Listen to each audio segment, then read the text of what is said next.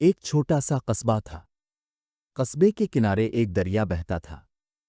اس قصبے میں ایک نوجوان رہتا تھا، اس کا نام یاسر تھا۔ یاسر کے ماں باپ پہلے ہی دنیا سے رخصت ہو گئے تھے۔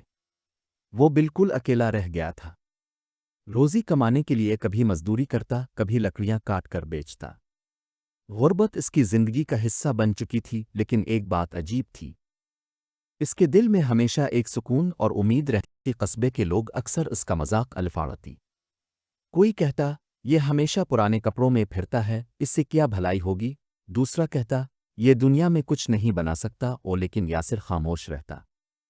صرف ہلکی سی مسکراہٹ دے دیتا اور دل ہی دل میں کہتا، اے اللہ، تاو سب دیکھ رہا ہے۔ ایک دن یاسر دریا کے کنارے بیٹھا ہوا تھا۔ اچانک اس کی نظر ایک پرانی پوٹلی پر پڑی۔ اس نے پوٹلی کھولی تو اندر سے ایک کاغذ نکلا۔ کاغذ پر دھندلی سی لکھائی تھی، اگر تم روشنی کی تلاش میں ہو تو صبر اور سچائی کے راستے پر چلو۔ اس راستے کا پہلا نشان جنگل کے اس پار ہے۔ یاسر حیران رہ گیا۔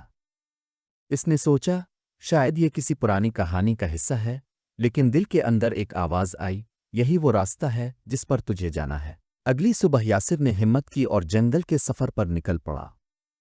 راستہ آسان نہ تھا۔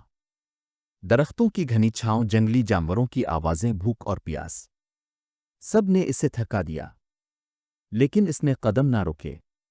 وہ بار بار اپنے دل سے کہتا، اگر میرا رب ساتھ ہے تو میرا سفر کبھی ضائع نہیں ہوگا۔ جنگل کے بیچ میں اسے ایک بوڑھا مسافر ملا۔ بوڑھا کانپتے ہوئے ہاتھوں سے بولا، بیٹے، مجھے پانی دو، میں بہت پیاسا ہوں۔ یاسر کے پاس ایک ہی مشکیزہ تھا، اس میں تھوڑا سا پانی باقی تھا۔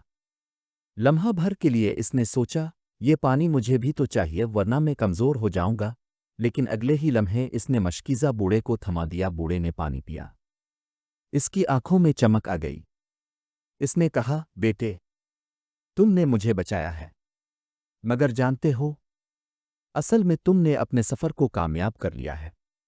روشنی اب تمہارے دل میں ہے، اور یاد رکھو، جو دل دوسروں کے کام آتا ہے، اس پر اللہ کی خاص رحمت ہوتی ہے۔ یاسر حیران رہ گیا۔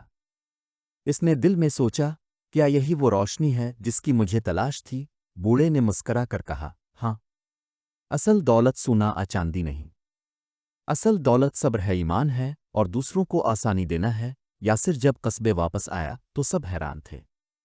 وہی نوجوان جسے لوگ کمزور اور بیکار سمجھتے تھے، اب اس کی باتوں میں وزن تھا، اس کی مسکراہٹ میں سکون تھا، اس کے دل میں روشنی تھی جو دوسروں کو بھی منور کر رہی تھی۔ لوگ اس کے پاس آ کر اپنے مسائل سناتے، اور یاسر بس اتنا کہتا، صبر کرو، دعا کرو، اور سچائی کے راستے پر چلو۔ اللہ کبھی اکیلا نہیں چھوڑتا۔